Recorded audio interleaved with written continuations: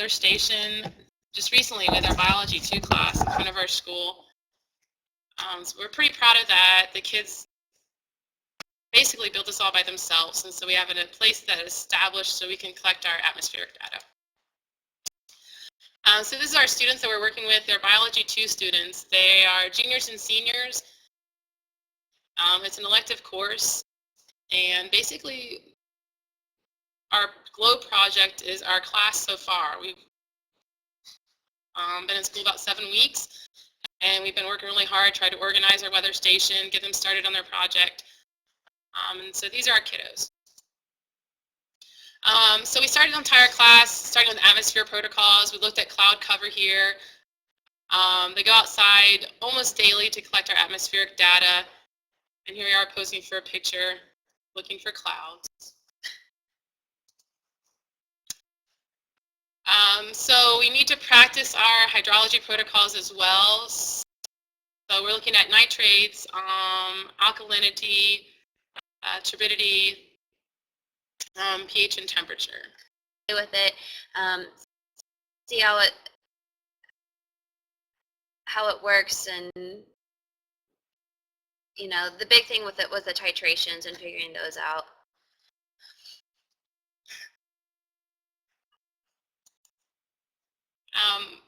We have this little guy back here is my son.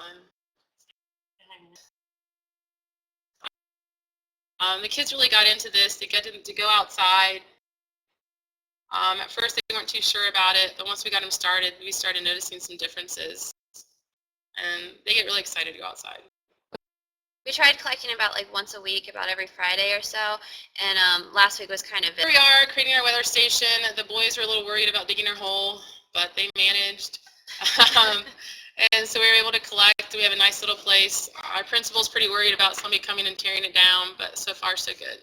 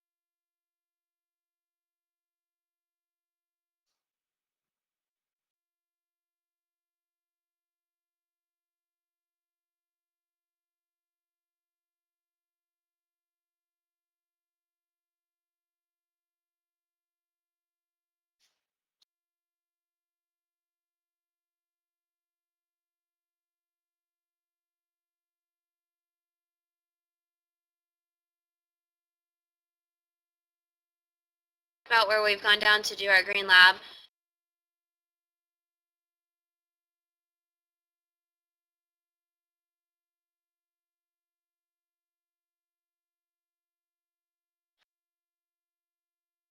Green down data. Again, this is an area at the back of our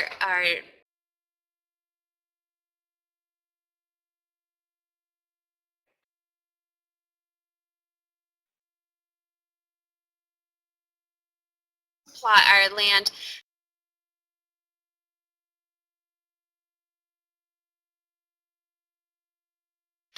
Eventually, we'd like to create a separate weather station there as well.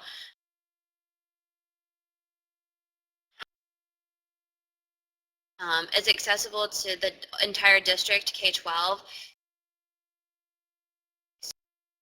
So it's got a lot of opportunities for it, and just a great place to take the kids out and get them outside for a while.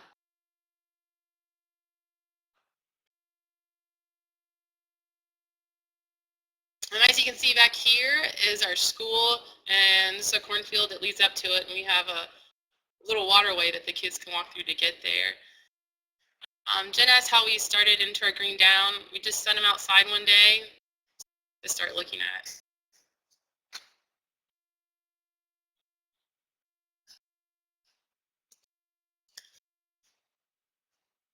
Today was a very exciting day.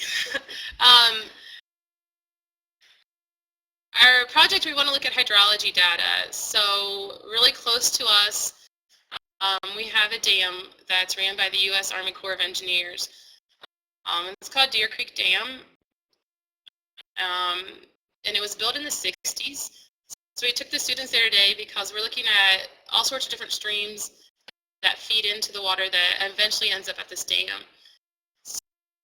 So we were able to take a trip to the dam, to go inside the dam and learn everything about how it works. Nothing compared to Hoover Dam, but it's still pretty interesting for us and the kids.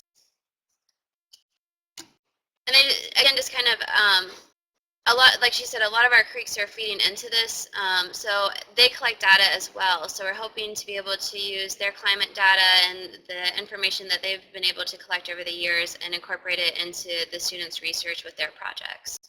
Because I think they collect nitrates, dissolved oxygen, and temperature throughout the dam. So we want to rely on them for some extensive data, and they also collect atmospheric data there as well. So they're kind of one of our resources in our project.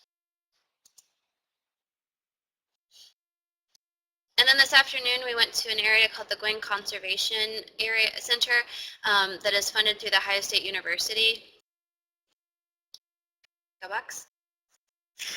And we actually got them out there with a representative from the Soil and Water Conservation, and she took them out into the creeks with hip waders, and they practiced kick seining and realized how long 3 minutes can be when you're kicking up dirt and rocks and trying to get the invertebrates out. And so they brought them back and worked on identifying their invertebrates and understanding what type of invertebrates you find depends on the quality of the water, which again will help tie into real life application for their projects.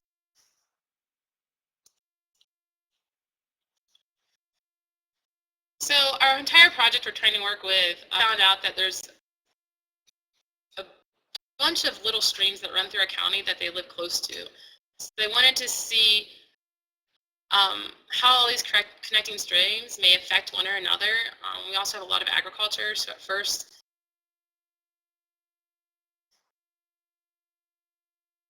they were blaming one of our larger dairy farmers.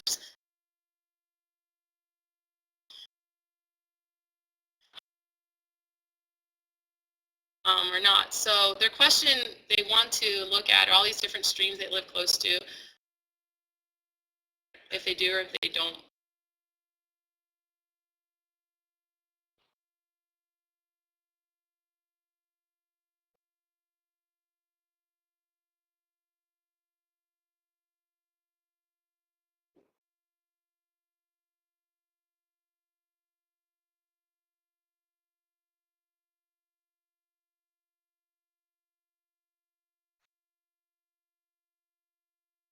Led to that leads to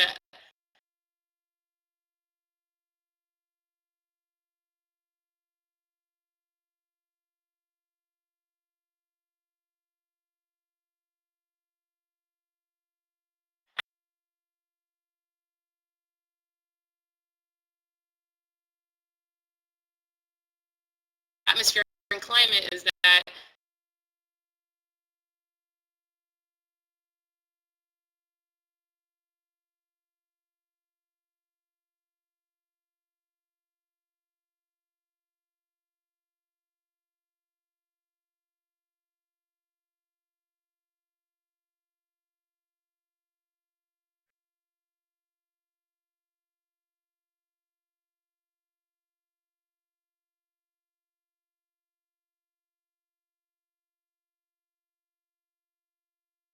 Okay, so let's turn